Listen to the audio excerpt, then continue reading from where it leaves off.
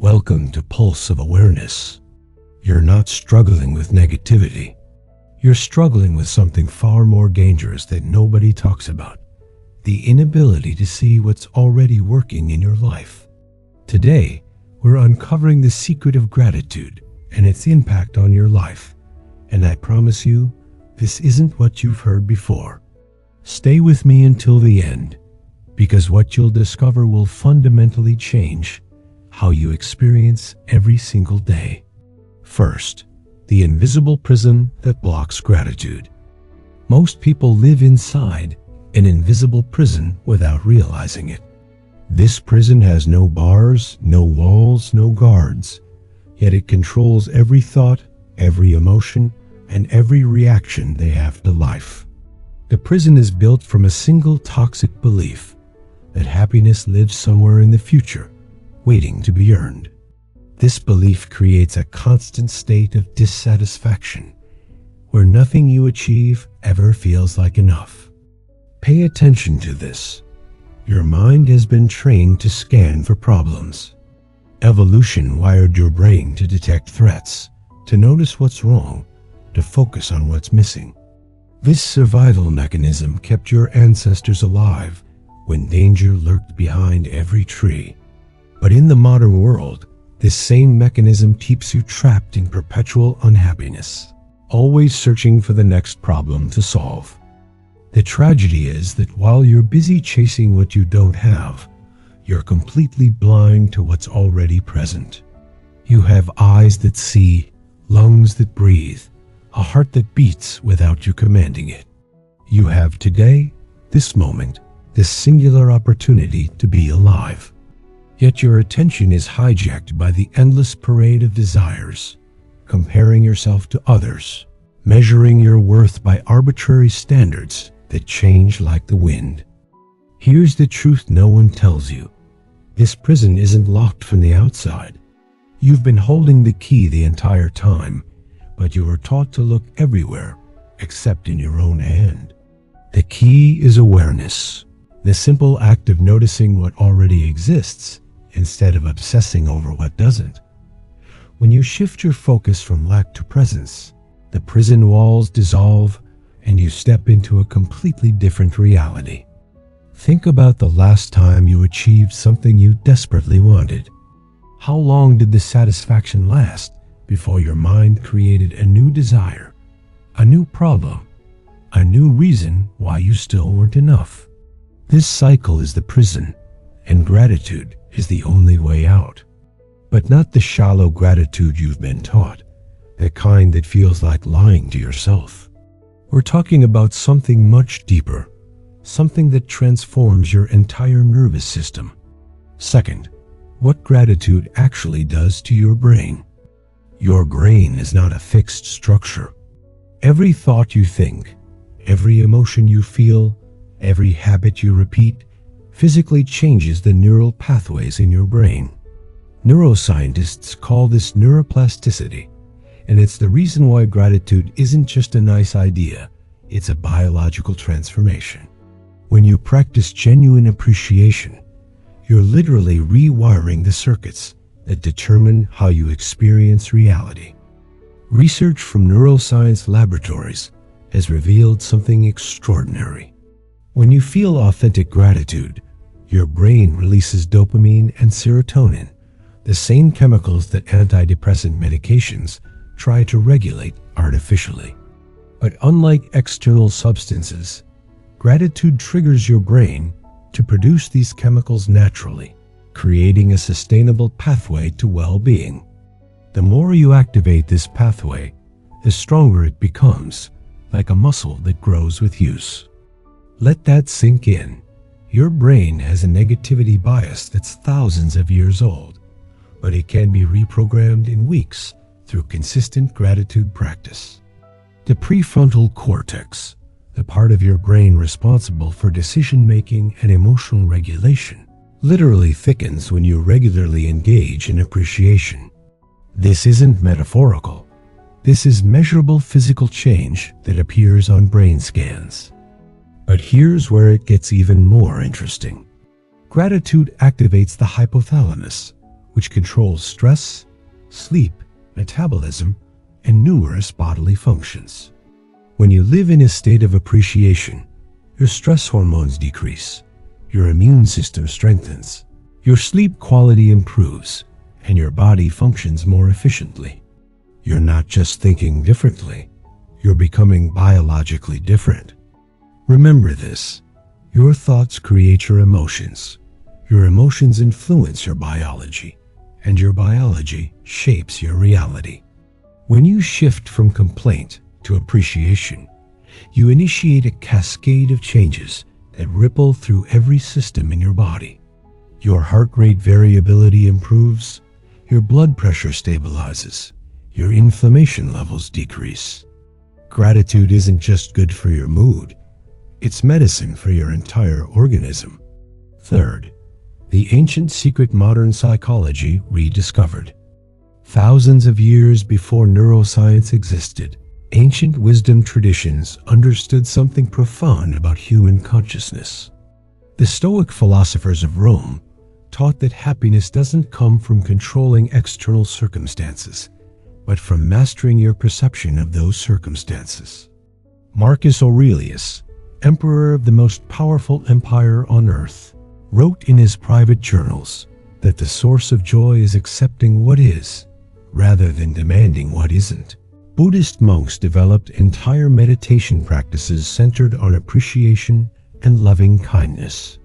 They recognized that suffering emerges from wanting things to be different than they are, from clinging to pleasure and resisting pain. The path to liberation, they taught, begins with deep acceptance and gratitude for the present moment. This wasn't religious dogma. This was practical psychology that transformed ordinary people into beings of extraordinary peace. In Sufi mysticism, the poet Rumi wrote that gratitude is the wine that intoxicates the soul. He understood that appreciation isn't about denying difficulty or pretending everything is perfect. It's about recognizing the miracle of existence itself, the impossible odds that you're here at all. Every ancient tradition, from indigenous shamanism to Christian mysticism, pointed to the same truth. Gratitude is the doorway to transcendence. This is important. Modern psychology spent decades studying pathology, trying to fix what's broken in the human mind. Then in the late 1990s, positive psychology emerged and started asking different questions. Instead of studying depression, they studied flourishing. Instead of analyzing anxiety, they examined well-being. What they discovered validated what the ancients knew all along. Gratitude is the single strongest predictor of life satisfaction. Have you ever felt this way? You achieve something significant, but the satisfaction fades almost immediately, and you're back to wanting more. The ancient teachers knew this pattern intimately. They taught that the cure isn't achieving more, it's awakening to what you already possess. Not as a mental trick, but as a genuine shift in consciousness that changes everything about how you move through the world. Fourth, why forcing gratitude backfires completely. Here's where most gratitude advice goes completely wrong. You've been told to make lists of things you're grateful for, to repeat affirmations, to force yourself to feel appreciation, even when you don't. This approach not only fails, it actually makes things worse by creating internal conflict and self-judgment. When you try to feel something you don't genuinely feel, you're lying to yourself, and your subconscious mind knows it. Forced gratitude is like putting a smile on a crying face and expecting the sadness to disappear. It doesn't work because you're treating gratitude as a performance rather than a discovery. Real appreciation can't be manufactured through willpower. It emerges naturally when you remove the barriers that block your ability to see clearly. Those barriers are judgments, comparisons, expectations, and the constant mental narration that evaluates every experience as good or bad. Type YES in the comments if this has happened to you. You tried keeping a gratitude journal, wrote down 3 things every day, and after a week, it felt hollow and mechanical. That's because you were going through the motions without addressing the underlying pattern. Your mind was still operating from scarcity, still scanning for problems, still convinced that something is fundamentally wrong. Adding gratitude on top of that foundation is like planting flowers in poisoned soil. The shift happens when you stop trying to generate gratitude and start removing obstacles to it. This means getting brutally honest about the stories you tell yourself, the beliefs you carry about what you deserve, the ways you invalidate your own experience. It means noticing when you dismiss good things as not enough, or tell yourself that everyone has what you have, so it doesn't count. Pay attention to this. Genuine gratitude arises from presence, not effort. When you actually look at your hand, really see the complexity of tendons and bones working in perfect coordination, appreciation emerges spontaneously. When you truly taste your food instead of eating while scrolling, gratitude appears naturally. The practice isn't forcing yourself to feel grateful.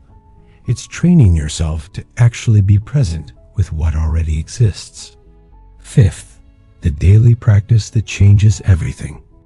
Now we get to the practical application that transforms theoretical knowledge into lived experience. This practice takes 10 minutes and will fundamentally shift your relationship with life if you do it consistently for 30 days. It's not complicated, but it requires genuine commitment and presence. Most people won't do it because it seems too simple, which is exactly why it works for those who do. Every morning, before you check your phone or start your day, sit somewhere quiet and close your eyes. Take 3 deep breaths and bring your attention fully into your body. Then, without forcing or performing, notice one thing you can hear right now. Really listen to it. Let it fill your awareness completely. This isn't about being grateful for the sound, it's about being present with it. Presence is the soil where gratitude grows naturally. Next, bring your attention to something you can feel physically. The sensation of breathing, the weight of your body, the temperature of the air. Stay with this sensation for a full minute, exploring it with curiosity rather than judgment. Your mind will wander constantly at first, and that's normal. The practice is gently bringing it back, over and over, training your attention like a muscle. Then, and only then, bring to mind one specific moment from yesterday that you enjoyed. Not a generic category like health or family, but a precise moment. The exact second you tasted your coffee, the specific laugh you heard, the particular way sunlight fell across your floor. Recall this moment in vivid detail, feeling it in your body rather than just thinking about it. This is where gratitude stops being an idea and becomes an embodied experience. Let me know in the comments which part changed your perspective. The understanding that your brain physically changes, or the realization that forced gratitude doesn't work. This practice works because it addresses both. You're training your brain to notice beauty and goodness through repetition, but you're doing it from presence rather than obligation. Over time, this creates a fundamental shift in your baseline state. You start noticing more good things naturally throughout the day, not because you're trying to, but because you've trained your attention to see what was always there. The secret of gratitude isn't about pretending everything is perfect or denying your struggles. It's about training your attention to see the extraordinary hidden inside the ordinary, the miracle of existence that your mind overlooks 1,000 times each day. Start with the practice. Give it 30 days of genuine effort, and your entire reality will transform. If this resonated with you, like this video, subscribe to Pulse of Awareness, and share your experience in the comments below.